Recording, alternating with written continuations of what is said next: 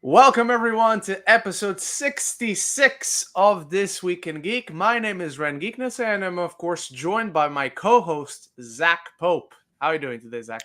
I'm good, man. I wish I could be here for the whole hour and a half, 2 hours, but That's sadly work. But I'll be here for the first hour, so it'll be fun. I'm excited because we're talking a lot of good stuff. I a was curious to see lot of what good you'd make stuff. the topic this week. Like, would it be the end credit scene of the Marvels?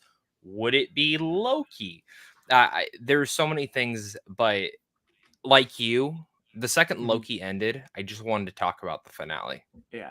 That's all I And I wanted to haven't do. talked about it yet. So I was debating myself because I was like, I still haven't done my mid-credit scene explained. I still haven't done my Loki season review. So don't worry. Today we will have my post-credit scene explained and ending explained, I guess, of the Marvels. And then tomorrow, that's when my review for the whole of Loki season 2 will come. So I will tread carefully today while we talk about it because I just don't want to end up repeating myself on my review, even though I probably will. But I'm happy with my thoughts on it and the notes I've collected.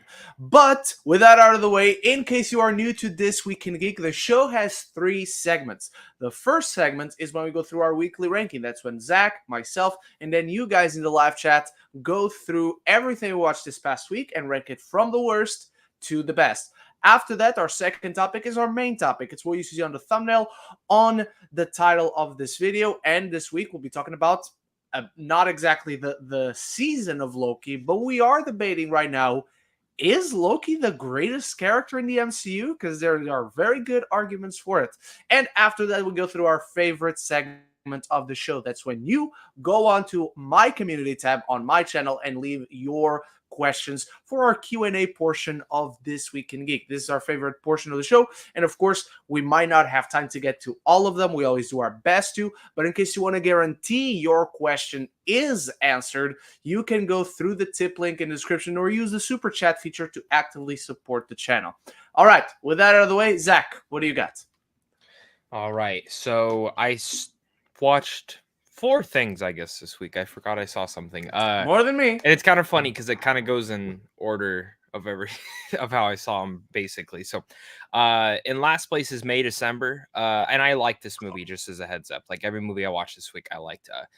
This is a movie that I actually like walking out. I didn't know if I liked or didn't. I was kind of in the middle. I was like, I I think I like that thing. It was very different than Carol. Very, very different than Carol. Yeah. And then I got home and I started thinking about it more before I did my review, and came to the conclusion that I really liked what Todd Haynes was going for. I didn't love it, but I thought it was really good and it was different, and it's very melodramatic to such a high extent. But Very there's a soapy. line in the start of the film where Julianne Moore opens a fridge and Oh says my god. something. Yeah. And if you're not in at that point, the film's not for you. Like when it's on That Netflix, that just is turn it the off. that is the line that lets you know this is what this is. And what I would give a shout out to is that the film is basically 3 different genres, because it felt like Yeah. Natalie Portman's acting in a genre, Julianne Moore's acting in a genre, and then Charles Melton is acting in Melton, a yeah. genre, and then in a way Todd Haynes is acting his own genre. But it Yeah. it kind of works weirdly enough, and I like how the film touches on like tabloid stories and method acting and certain things like that. And I was always intrigued and I was always entertained. I can't say I'll ever watch the film again, but I also can't say that I would deny someone not watching it because it is deep. Like the whole parallels to like the caterpillars in the film and how that kind Mhm. of relates to Charles Melton as a character. I don't know. I was really fascinated by the movie. I think Todd Haynes did a really good job directing it, and the performances are stellar. I know you did a review. Which film festival did Yeah. you go see that one at? It played at the London Film Festival. Okay. How was the reception? Because there was only like 2 people there Everyone playing. was very much like on board with how soapy and campy it was. Yeah. Like that line you're referring to, it's not even when she it's not even the line itself, it's the slow zoom and And you're then like, the "Oh the shit, what's score. going to happen?" And then the line Yeah, the paying score all off. itself too, dude. Yeah. Really, really well done. Everyone else was more into it than I was. I know some people that it was their favorite of the Yeah. festival. I know some Dude, I people was that reading absolutely love it. I had a fantastic time. I would absolutely watch it again. For me, is it any deeper than that entertainment value and that fascinating blend of genres, no, not at all. But it is very, very highly rewatchable. Yeah, I I liked it, but it was I was like looking at reviews after I'd filmed mine, and I'm like, what? 5 out of 5? Like, and I'm like seeing these, I'm Yeah, like no, reading the no, detail, and I I'm don't get like, that one. I don't get it. But coming up next, the Marvels. I think this gets a little too much hate, to be honest with you guys. And I actually think it should be making money. It surprisingly enough, this is should be making more money than the first Captain Marvel, but looks like we're not heading towards that. Well, I don't know that I would say that because the first Captain Marvel did make $1 billion. It did. I wouldn't say this one should, but like an argument piece, like this is such a better movie than the first one. In a well, Hmm. I think it's structurally, ever I so guess. slightly better. Yeah, I mean, I enjoyed a lot more. I think the first one's like really dull, where this one just has like a Okay. personality to it, and I think a lot of that is Hmm. Nia DaCosta's directing. And like my problem with the first one was I hated everything in space. I thought everything in space was boring. But then once Nick Fury came in and then they were together, but it all comes down to how they wrote Captain Marvel in that movie, and I found in this one how they wrote her to be a lot better. I think Brie Larson was Hmm. actually this is the character that I imagined Brie Larson was going to be playing originally, because she's such an excellent actress and she has such a great charisma to her. And Yeah. they kind of started bringing that around, and she wasn't as dull and kind of one noted. And I understand that's how her character was written at first, because she didn't have her memory. She was just a robot, basically. So I really liked the Marvels, and the more I sat with it, the more that I liked it. I'm not gonna lie though, the more I sat with it, I definitely had issues with it. Yeah. Primarily with the story. I understand that they were trying to go for that hour 47-minute runtime, whatever. It should have been longer. It should have been 20 Yeah. minutes longer, and I would have been fine with it. Like there's a couple scenes in particular where it just seems like they cut out dialogue in Hmm. conversation. Like after the water planet sequence, all the girls are together and they argue. It seems Hmm. like they were going to argue, and they don't. She starts apologizing to them, and I felt like I was missing something there. And there's multiple scenes where I felt like I was missing dialogue somewhere and Yeah. here and there. And I think that was a detriment to the film. And I understand that when you go into the editing room, the film can change up to 15, 20 times. It doesn't really matter. Yeah. That's where the film is made. And Nia DaCosta could have had the same choice, because all of her films are really short. Candyman, what was my one That's issue true. with it? Wish it was longer. There seems like stuff was missing from there. Little Woods, her first directorial debut, I really liked that movie. Again, kind of wish it was a little bit longer. I've always thought that was because it's an indie film. She probably didn't have the choice to make it longer. She had such a small budget. But lately with Marvel, there's some films where I'm like, this should have been longer. I think Thor: Love and Thunder should have been a little bit longer for development purposes and just like Gore himself. And then the villain is awful. Darben is one of the worst villains I genuinely think in the MCU. That was, anytime I went to Darben, I was just plainly bored. I out outright bored.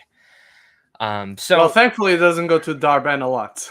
thank Maybe God. that's one of the problems. Yeah. But yeah, I liked it. Iman is an absolute superstar as Kamala Khan. There is no denying that. I can't wait to see where she shows up next. I really liked Monica Rambeau in here. I liked her in WandaVision, but I thought she was great. And I think their dynamic was awesome. The action was cool. Yeah. This is just a really fun, and I think overall kind of a rewatchable film. I was kind of surprised to see the cinema score was so low, because I was expecting like people to like it, but then I don't know. I don't know anymore, man. I don't know how this fucking works. So, up next, the Loki finale. This is kind of tied with my number one, but Loki season 2, I was not a fan of at first. I was not a fan of the first Ooh. episode, and I did not like the second episode. But then I'm not gonna lie, we got to episode 5, and I went back and watched 1 and 2, and I still have some issues with 2, but all my issues kind of started. I was like, oh, that's why they made that choice. Okay, that's why they did. Oh, that's interesting. And then I see the finale, and then it's just a fucking circle. It just clicks. The whole show clicks. It's the and snake. It came It's the snake biting Yeah. itself. It came down to me where I was looking at my MCU ranking, and Loki jumped from 8 to 2. Yeah. Just because of its ending, man. Because it's so fulfilling and satisfying, and in the same way, gut wrenching. I won't talk anymore because I know it's the topic of today's video. But I loved Loki, a show that I had zero interest in when it was announced back in 2019. Same. I said, this Same. is the dumbest idea. Loki perished perfectly in Infinity War. This is the way he should die. Do not do anything else with this character. His arc is done. Fuck, were we wrong? We were absolutely wrong. And I love when Kevin Feige proves us wrong. Exactly. And this is the type of things that make me go, and I'll say this, I don't feel Feige was involved too much with Loki, but Loki had a showrunner. Loki had a writer's room. Loki actually had everything that a show should have to succeed, and no reshoots. So they went in with scripts that they loved. So and committed to them. Yeah, when people say the MCU is done, I point to things like Loki, and I'm like, and then when I also hear, well, the MCU is all the same now, I point to things like Loki and say, no, it's not, because Loki didn't end with a big battle. Loki didn't end with a big CGI fight. In fact, there's barely any action scenes in this entire second season, and it ended in such a dramatic and emotional way that kind of feels like something Kenneth Branagh would have been proud of with the first Loki. Yeah. So True. Really like that. But at my number one, it's Saltburn. This movie is just flat out incredible. It's one of my favorites of the year. Top 10. I loved Promising Young Woman, and I was so excited to see what she was able to do with this film. But for me, what was so surprising is I went into this film not really knowing what it was about. And I'm not going to lie, for almost half the movie, I didn't understand what was the plot. Like, I was just like, okay, so this guy is like obsessed with this dude. And that's about it. But fuck, does it start getting and descending into point blank just madness. And when you start seeing how everything connects and what's actually going on, I'm like, okay, this is weird. I know you've seen it, Ren. So like the bathtub scene. Yeah, that's what I was thinking of. Dude, everyone in my audience verbally was like, "What the fuck?" Yeah, same. But no one was like walking out. Like, and this wasn't like No, this no, was no, a no. preview screen, so like it's press and audience, and I was like, "What the fuck is going on here?" I mean, that's pretty damn fearless. Okay, Barry, you do you. And I deliberately said midway through the screening to myself, if this film has a shitty ending or it's like open ended, I'm gonna be very pissed. What a great last shot. What a What a fucking great phenomenal last last shot. shot. Great cinematography throughout the whole thing. Mhm. But overall, an incredible ending that makes you look at everything and you're like, bravo. I loved it. Saltburn is incredible. Your turn, my friend. All right. So number 3 and 2, because I'm only ranking 3 things in my weekly ranking. Number 3 and 2, you can interchange them. I can tell you, I'm gonna start with the one I enjoy the less. That's how we're gonna split our hairs. Excuse me. My number 3 is Dream Scenario, which is an extremely well-made film. Nicolas Cage is fantastic. It's so funny while at the same time really unsettling and bleak. And it is probably one of the most accurate, I want to say, nuanced, balanced is a better term, commentaries on cancel culture and its effects and the people involved and how it observes the spread, the ripples of reactions and awareness to it all. But it is also a film that just leaves you with this completely destroying sense of defeat.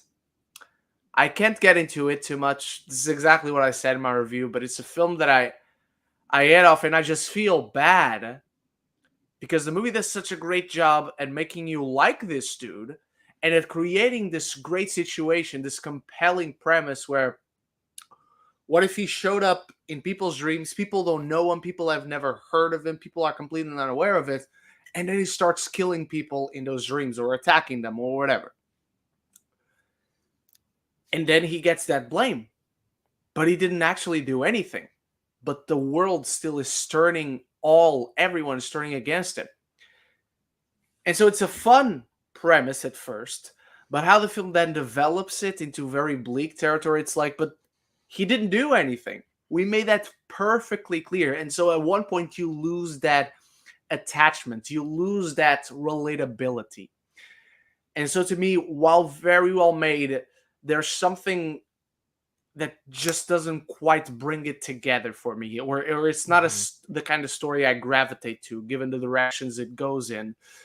But I am curious to give it another rewatch in the future. On top of that, ever so slightly again, because interchange these however you want, because they both have different strengths, they both have different weaknesses. It's The Marvels. Like Zach said, really fun movie. I had a blast. It completely flies by. If I have to break it down to the very basics, is this movie is way too good a time for me to say it's bad. Any movie that I enjoy this much watching cannot be bad. It's not bad. It's not a bad movie at all. It's an extremely flawed movie. It's jumbled. It's messy, incoherent. I completely disagree with that notion. The word incoherent and the meaning of the word incoherent, there's nothing in here that is incoherent. Messy, there are a few things that, there's a thing there that is missing, but I can completely intrinsically follow where the movie is going and how it is going from A to B to C and so on. Number 1, Loki episode 6, the series finale apparently for the character, which is good. I which left is good. and I'm like, I have no idea how you do a season 3. This is not me saying I don't think we will see Loki ever again. No. He should play a big part, at least until the end of the multiversal saga. But I think the series Loki needs to be over. That is done, and it's beautifully accomplished. And everyone's storyline for the most and everyone's part. storyline, Yeah. And it makes you reflect not only on season 1, not only on season 2, but on Loki's entire journey. I 100% guarantee you they did not have this planned out ever since the beginning of the MCU. No. But they found a way to bring it all together in a sense that it feels all charted out. They don't retcon anything. They don't compromise anything that was said and done and the emotional arc of this character. They find a way to tie it all together beautifully. I will have so much more to say in my review. If you've waited until now, please wait until tomorrow, just until tomorrow, and we will talk Loki. All right.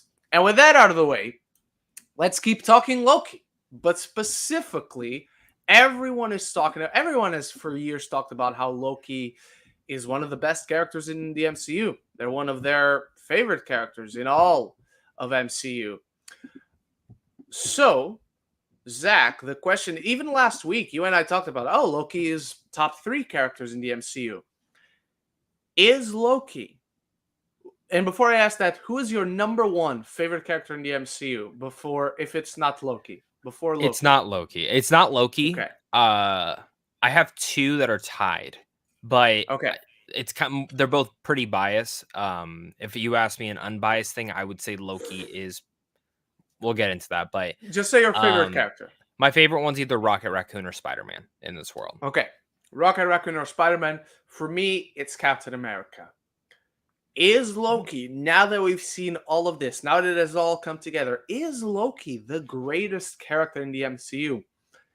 I am still personally trying to sleep on that, but he certainly did not only jump to number 2, he jumped very close to take over. And that is saying a lot.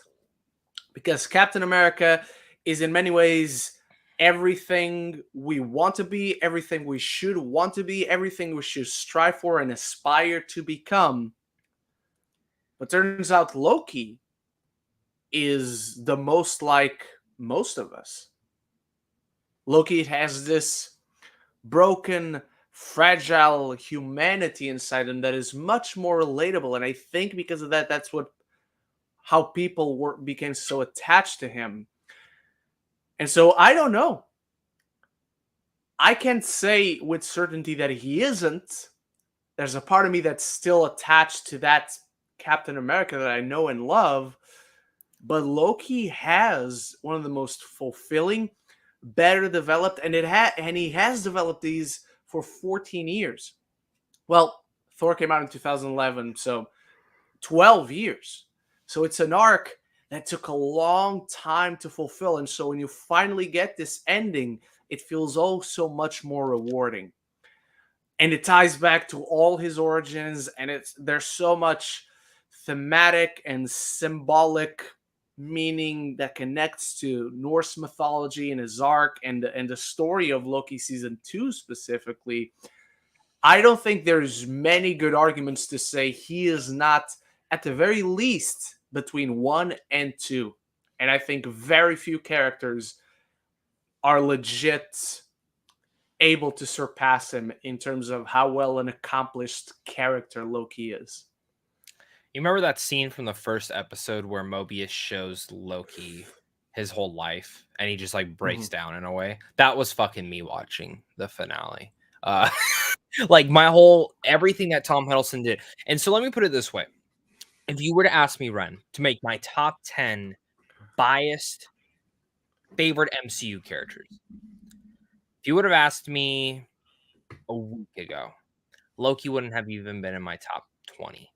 Honestly, shit. Seriously, I've always loved Tom Hiddleston, but I've never been one of the biggest fans of the Loki character. Like, I love this fucking show so much, but like, I would have thrown a Moon Knight in there. People would probably shit on me for that.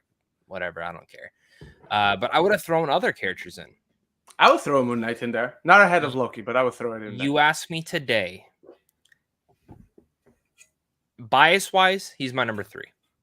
Honestly, he's my number 3 favorite thing in the MCU. You ask me unbiased? I think the argument, I don't even think there's really an argument. I think he is the best developed character in the entire MCU. A lot of that is because we have 12 episodes of a show that further develops Loki. But also it's because of how well they used him throughout every movie and appearance. And no matter whenever you saw him in the MCU, he gave depth.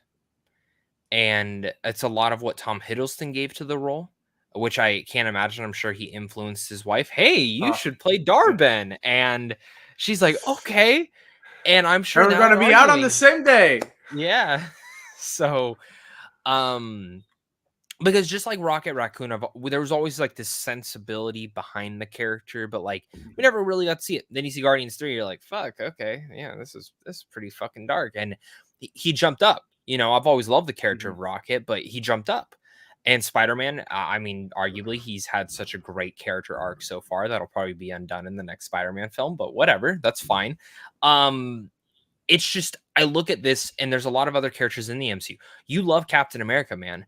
I wish Captain America actually had more development in the MCU. He had great stuff, but it's amazing to me what they were able to do with the character of Loki. I love seeing a villain turn into an anti-hero to completely turning into a hero and in a way the savior of everyone. Now I have a question for you because you're more into the comics than I am.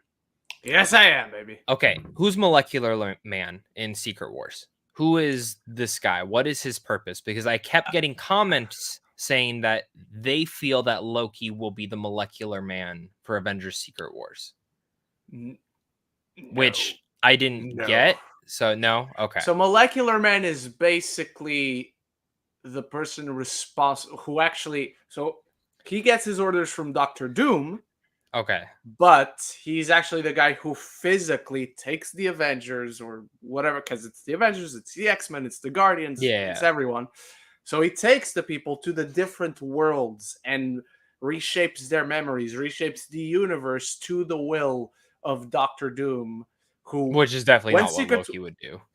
no, when Secret Wars begins, because if you want to say Loki is the molecular man in this adaptation, then the best comparison to the Doctor Doom would still be Kang the Conqueror, and Telling him. Loki is not going to be serving Kang the Conqueror. Yeah. So, So what do yeah, you think his purpose will be? His glorious purpose will be in the future? I I Because think he'll he's have one more glorious. appearance. One more, I Yeah, think. I'm And that'll be sure it. he will be in Kang Dynasty and Secret Wars.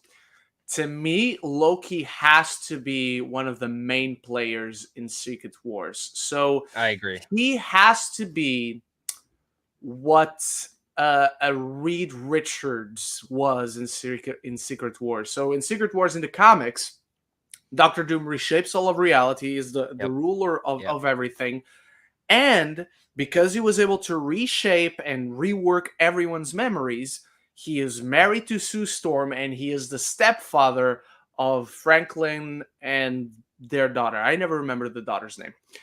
And Reed Richards is working for them. He is like the chief scientist for Yep. Doctor Doom. So if anything, I could see Loki being, if you want to create like comparatives, I could see Loki be like the Reed Richards adjacent, but at the same time, because there's this whole thing now that he exists outside of time and he oversees all the timelines, I think you might get a similar, a better comparison, I would rather say, if we start mixing 2015's Secret Wars, which is what they're adapting, and 1987's Secret Wars. So in 2015, the enemy, the guy they have to take down, I guess, is Doctor Doom. In the 87 Secret Wars is the Beyonder, who turns out at the end of everything, he's testing the heroes to face a threat that is Mhm. that is And I know approaching. there's been theories that one of the versions of Kang might be Yeah, a exactly, Beyonder. exactly. So, So let's say Doctor Doom 2015 Secret Wars is now Kang the Conqueror in the MCU. If you want to bring in a Beyonder who works outside of time, who is aware that whatever reality you want to create is the real one or not the real one, maybe you want to do that with Loki, who starts gathering heroes from different timelines to save the sacred that's exactly timeline. what I was gonna tell you. I And know. that's how he brings Hugh Yep. Jackman.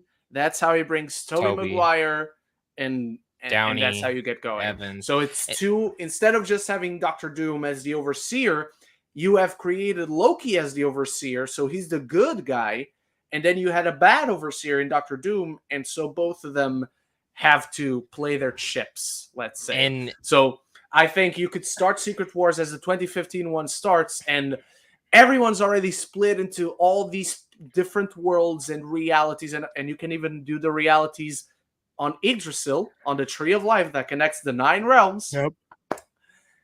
And Loki is the only one aware of this, who goes through the tree, through the branches to each world, and he's gathering heroes to take a strike against yeah, Doctor Doom. And I think and those heroes yeah, could be his brother, obviously, and Thor needs to die in Secret Wars, and you get your Moon Knights, and that's how you start to see, oh, so all these different shows, all these different movies, some of them were in different universes, because he goes to one of the realms, and it's She-Hulk, and it's the Eternals, and it's Spider-Man, let's say. yeah. He goes to this other realm, and it's the Marvels and the X-Men.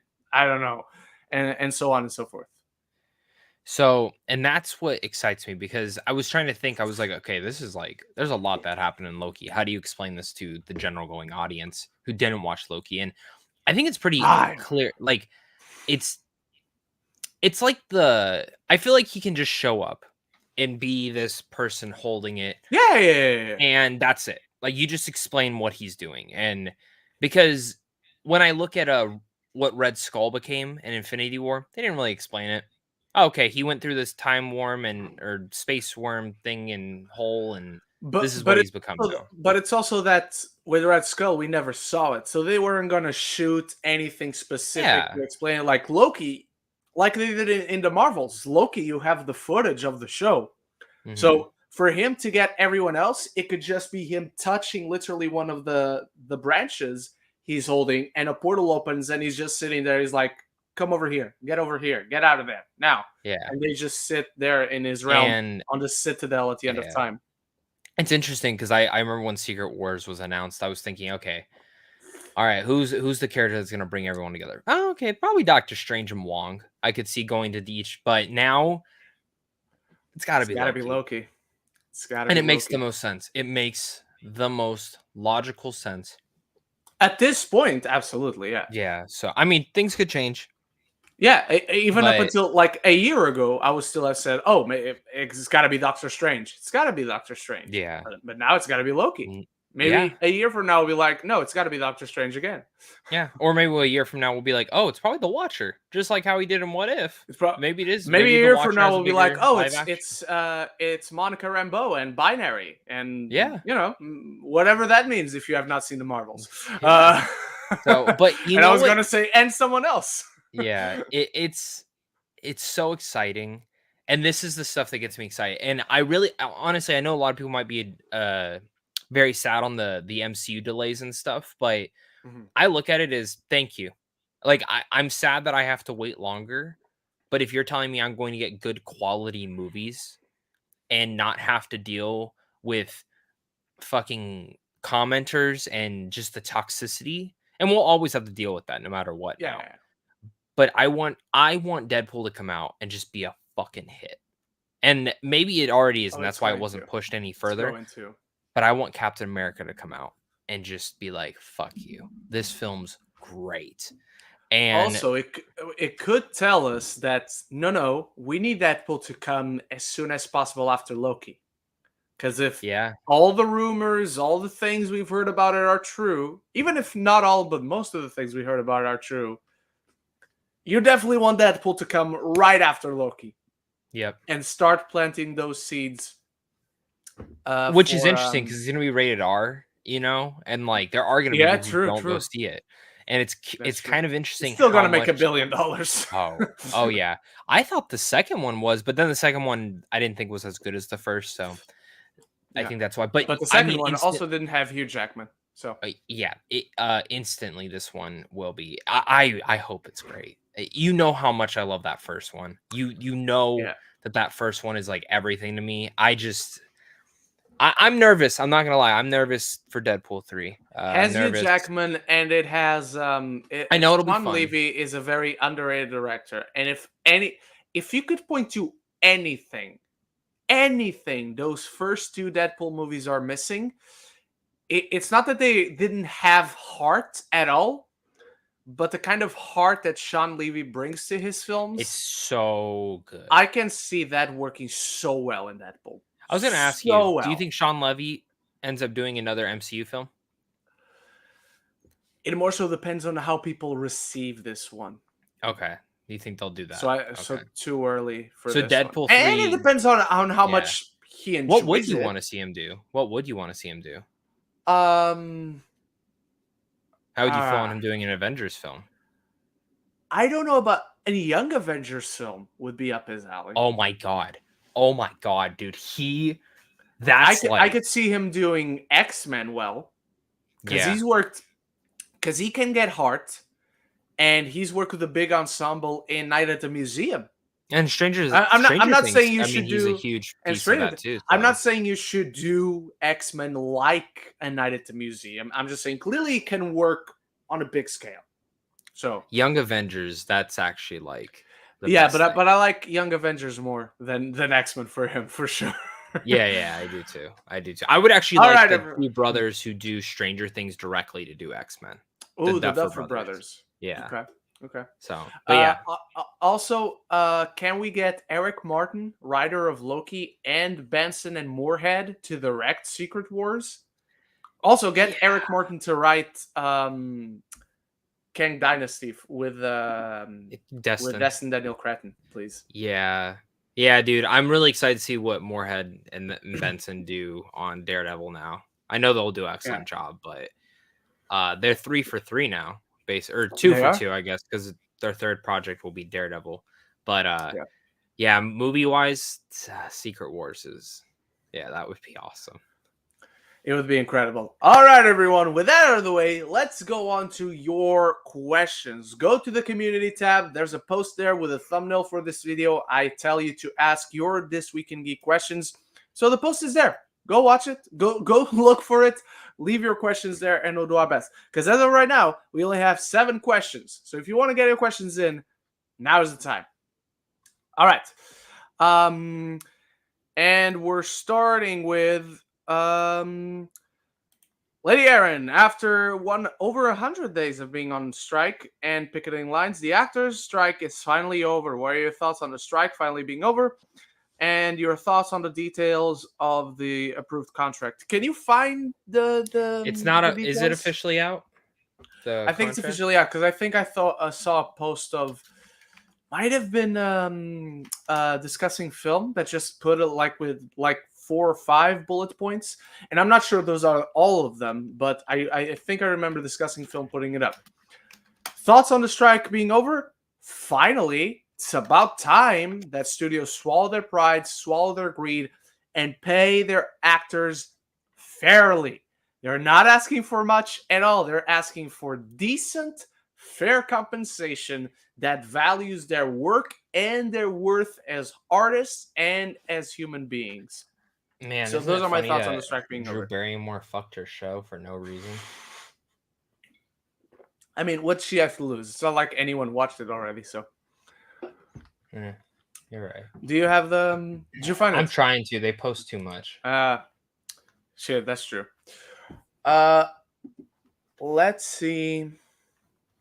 Because it's not officially like I the don't think it contract. is. Yeah, it's not officially out. I think it's more of what just SAG has been releasing. Details Because on actors. yeah, because I don't think Strike it'll come out deal. till the actors actually vote.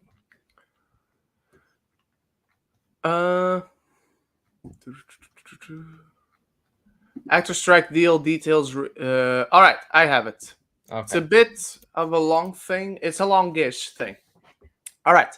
So the agreement includes an unprecedented wage pattern with 2 wage increases by the first year of the contract, 7% upon ratification, and another 4% increase effective July 2024, making a compounded first year increase of 11.28%.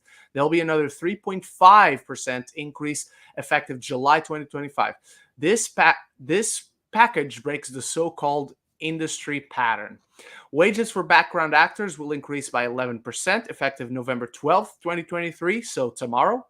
And then by an additional 4% effective July 1st, 2024, and by another 3.5% effective July 1st, 2025. And in a monumental breakthrough, for the first time ever, the number of covered positions in the West Coast zones will equal those of the East Coast zones. This is projected to add almost 11,000 new covered background work days annually. And nearly 43% increase in the contribution cap for 1 hour production, and nearly 67% increase to the cap for half-hour productions will result in increased contributions to the health and pension/retirement funds, as well as help performers working on those shows to continue qualifying for benefit coverage. This is very, very good. The union achieved the creation of a new compensation stream for performers working in streaming. It provides substantial bonus on top of existing residual structures, making work in streaming more sustainable for middle-class actors. The majority of that compensation will be paid to actors on programs meeting certain viewership requirements. The remaining money will be distributed to other actors working on those streaming platforms through a new jointly trusteed distribution fund. This ensures improved compensation and sustainability for a wider range of actors contributing to the success of those platforms. The agreement also adds fixed residuals for stunt coordinators working on television and new media productions. The contract achieved important gains for hair and makeup equity, the sharing of aggregate the diversity statistics, eliminating inappropriate wiggings and paint downs, gender neutral language, access to gender affirming care, and translation services. It also provides more sexual harassment prevention protections for performers, including those of intimacy coordinators in scenes involving nudity and simulated sex, two completely different things, or upon request, and additional safeguards for background. Additional gains include establishing minimums for applying television terms to high budget made for AVOD programming.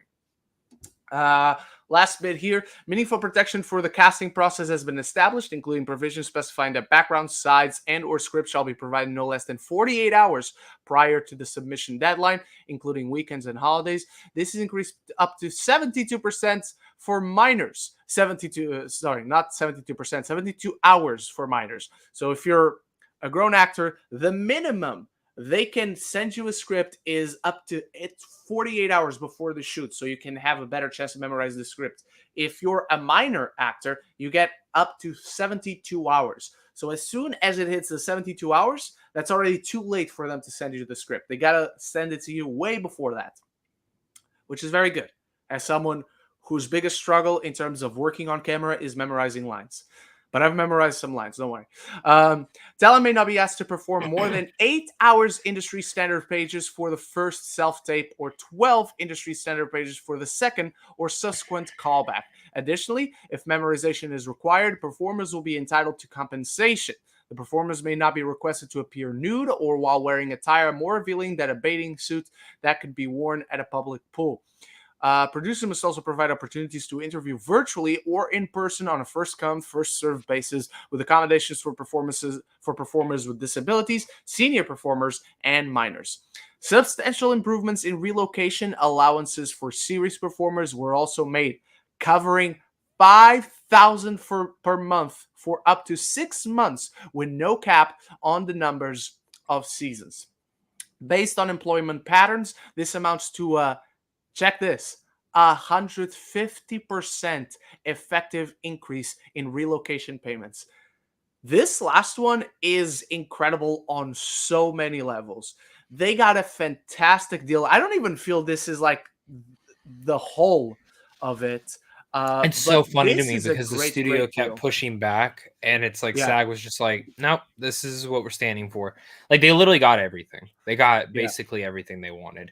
Especially the AI stuff. As they should. The AI one was like, I know the big thing Yeah. that they kept, which is so dumb because here in the United States, there's a proposed bill, I guess, that will negate that. So for some reason, like they just couldn't get the AI approval. It would have, if that bill goes through, which it probably will. Well, then they lose their bargaining chip anyways. Like Yeah. it was all fucking dumb. It was all stupid. I'm just glad it's behind us. Same. All right. For now. For What's 3 next? years. Yeah, For true. 3 years. Up next, Lady Aaron, did you guys end up seeing the Grammy nominations yesterday, and who managed to get nominated? If so, what are your thoughts on some of the categories, especially look at the movie related ones? I Ryan don't Gosling pay got attention to the nominated. Grammys. Oh, you got congratulations. He deserves that. I don't pay attention to the Grammys. I don't give a shit about the Grammys, honestly. Yeah, Never cared unless I somehow become a famous musician. I won't care. Yep. All right. Lady Aaron, what are your thoughts on the live action Avatar The Last Airbender trailer and Inside Out 2 teaser trailer that we got over the week? Avatar 2 trailer, Avatar 2.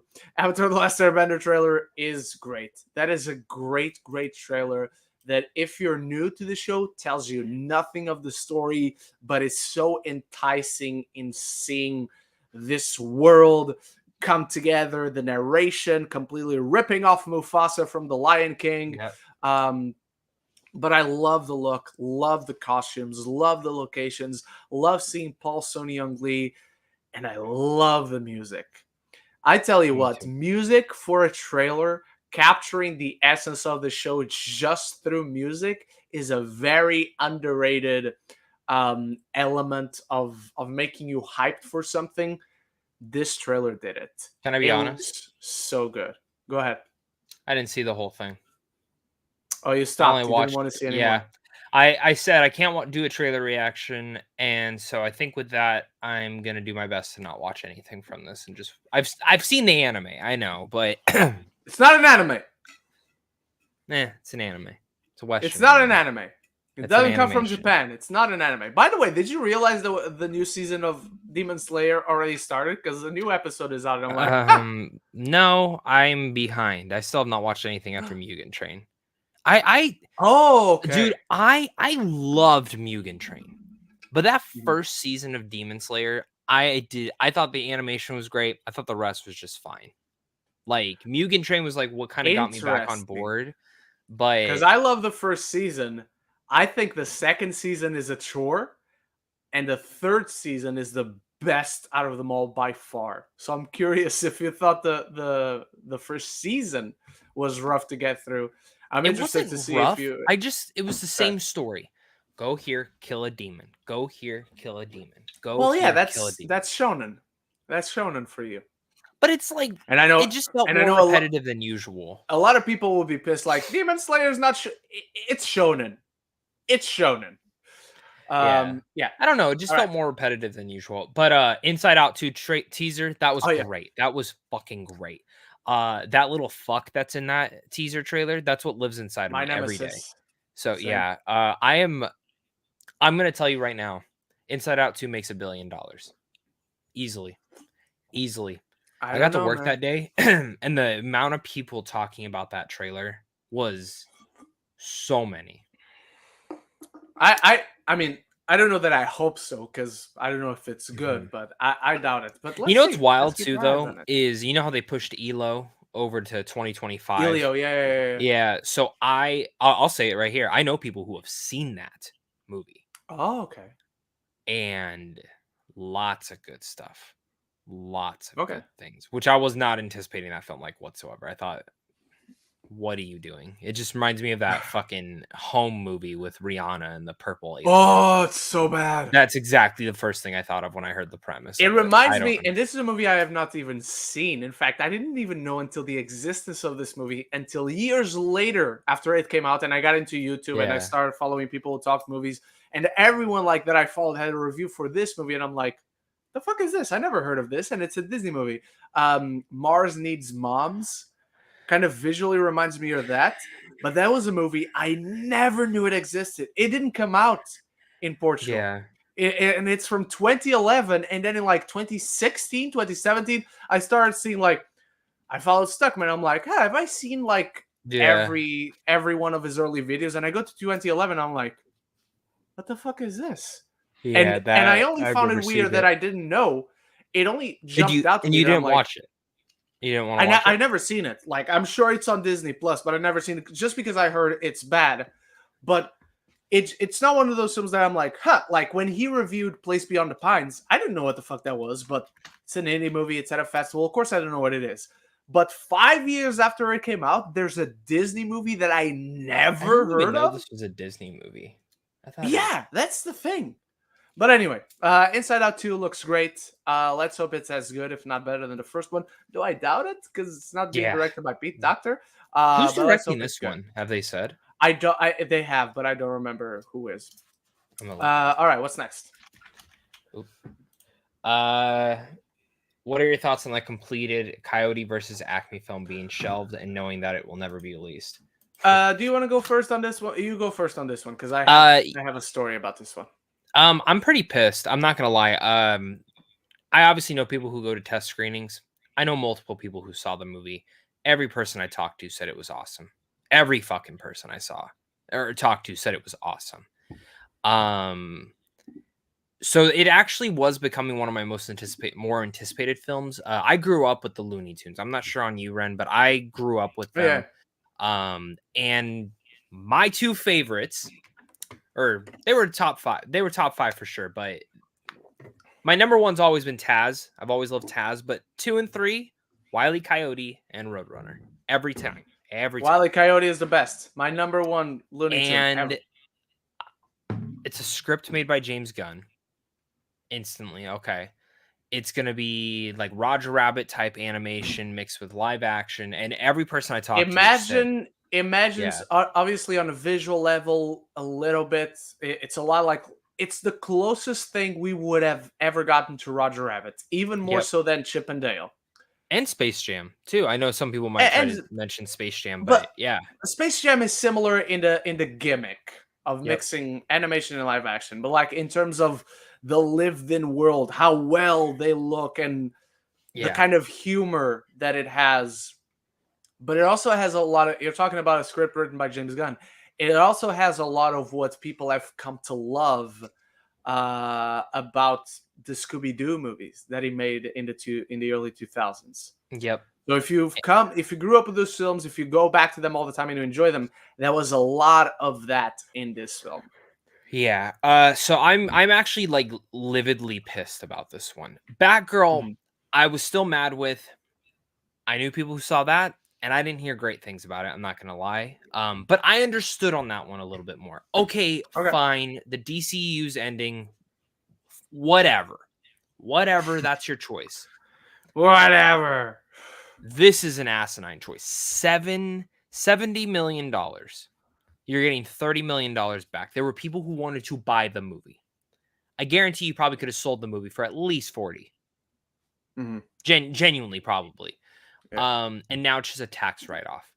And you know what I love is that this came out announced after the SAG. The day after the strike ended. Because I genuinely believe, and I think DGA should have fought for this, WGA should have fought for this, and I'm telling you right now, 3 years from now, when those contracts are back up, this will be a part of that. This will be a big deal for all three guilds, and all the guilds should work together. All three guilds should come together and talk on that and be like, we cannot let this happen anymore. Because for all we know, say Ren, you got so lucky. This was your big first role. Yeah. You're so excited to put it on your reel. This is going to change your life. Oh, it's a tax write-off. Yeah. So I don't know. I completely I'm agree with mad. you. Yeah. I completely agree with you that everyone should fight for this. I don't know how legally it is possible. So, or let me phrase that better. I don't know if legally that is possible. It might not be. I don't know like the minutia of it and all that. I'm not gonna pretend I know, but on principle, I completely agree with you. Now, we do have our super chat from our good friend Luis Feliciano. We will get to this question immediately after. Let's just finish this question. The answer to that too, yeah.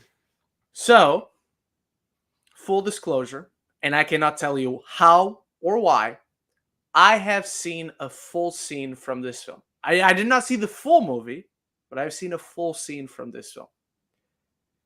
It looked fantastic. It looked so good. It was so funny. I'm going to give you the premise of this scene. They're in the courtroom, and Tweety is testifying. Because Wile E. Coyote is taking Acme to court to sue them. And Tweety is on the stand. So just know there was a scene, and this is kind of, and other Looney Tunes. I'm happy to see other Looney Tunes were in it, because I didn't know the whole thing on that. You would not be short of Looney Tunes.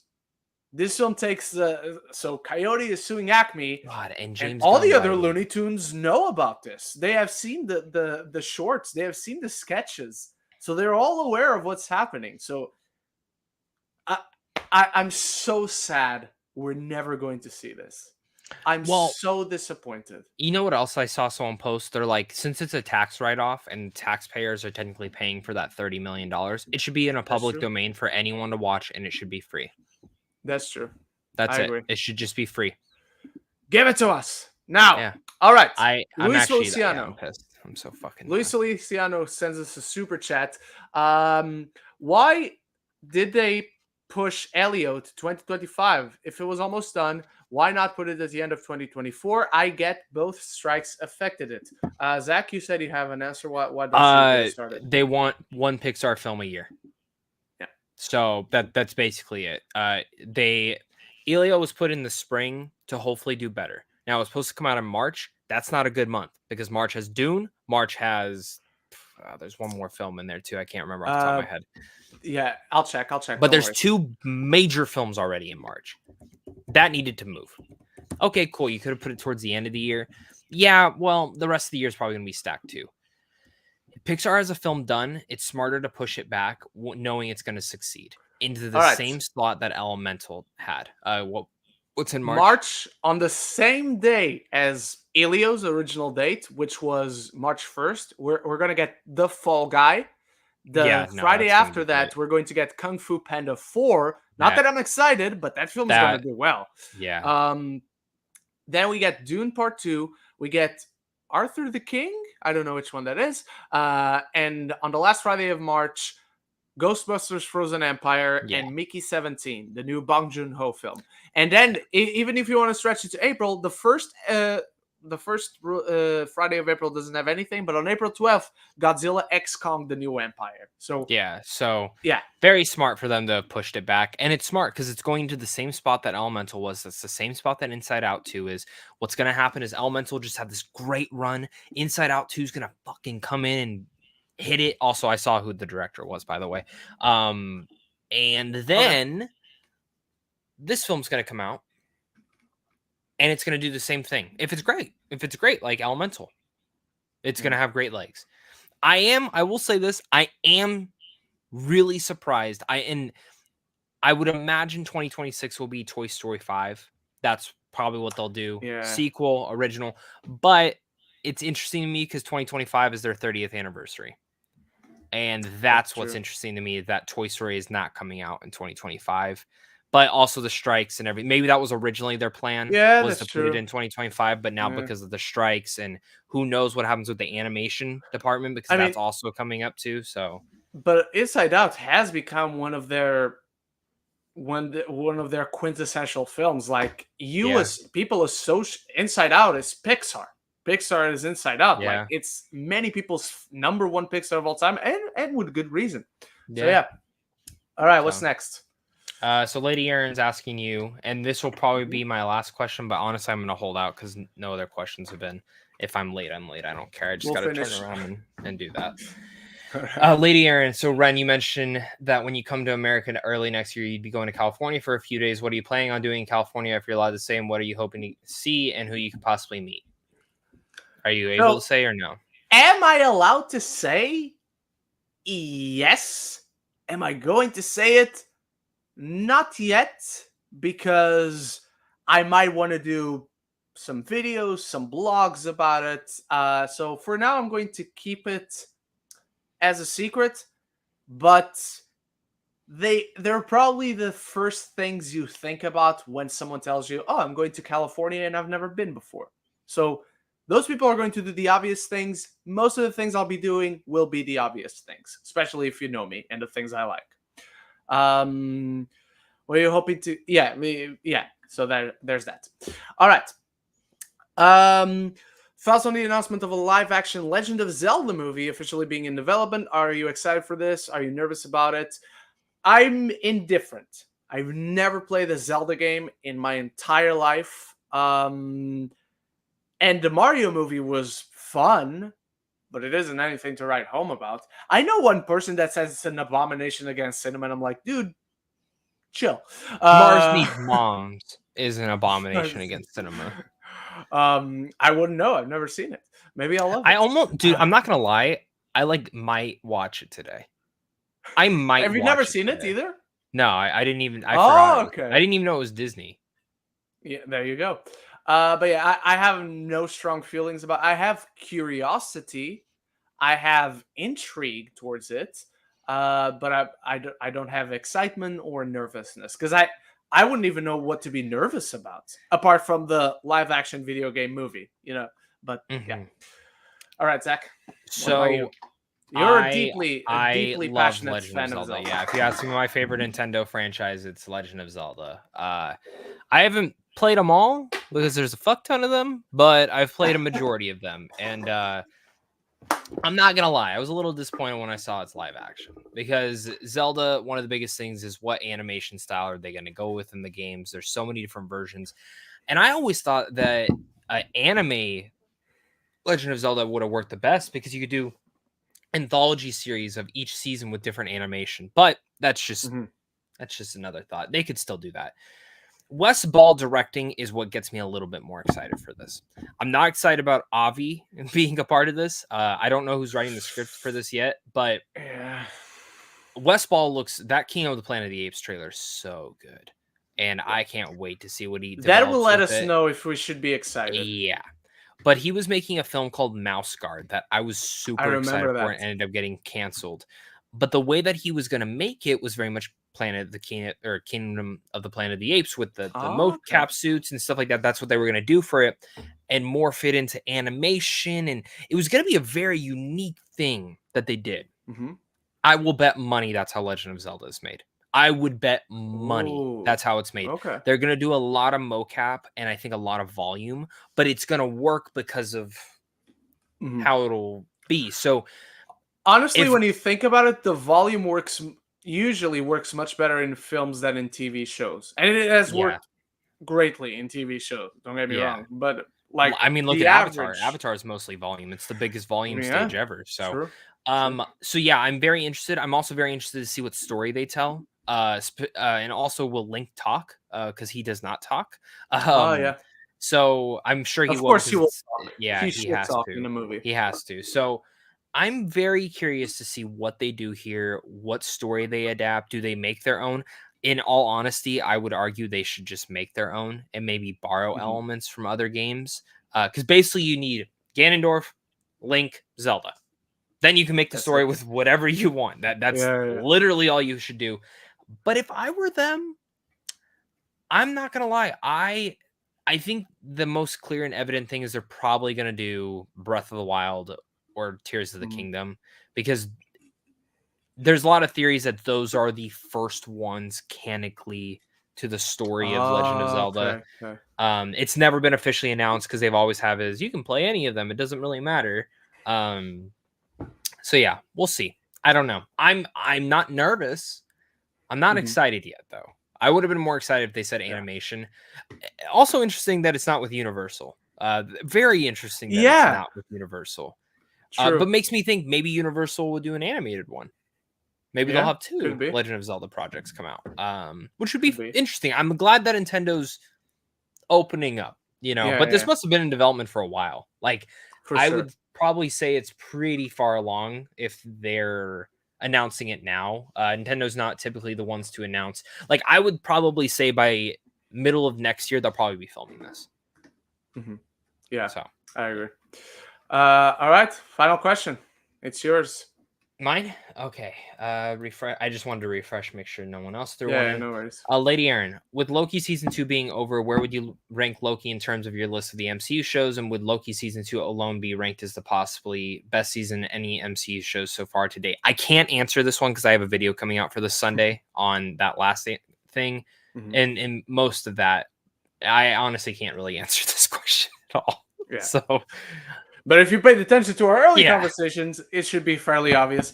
For me, it's easily the best MCU show. Season 1 and 2, they're number one because they're one. And series. It's hard to rank them separately because season 2 doesn't work without the first, and season 1 feels incomplete without a continuation. Yeah.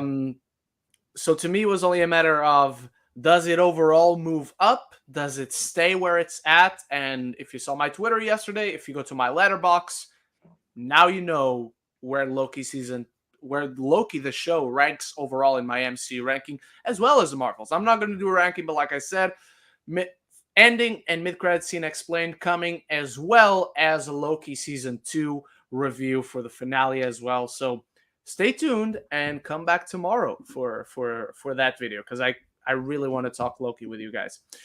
And all right, with no more questions in there, let's call it a day with we went over last week, so this week we went shorter. It's evening it out.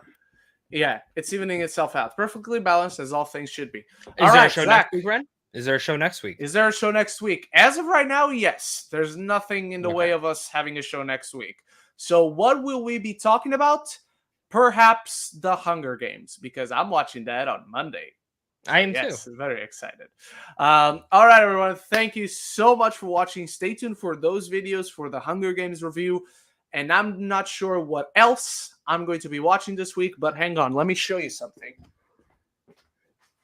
Because I just remembered what else I'm watching this week, and I got my physical invite, which is so rare these days, but I love it. So I'm watching this on Tuesday on IMAX. Is it on IMAX? Yes, it's on IMAX. I'm watching this on IMAX.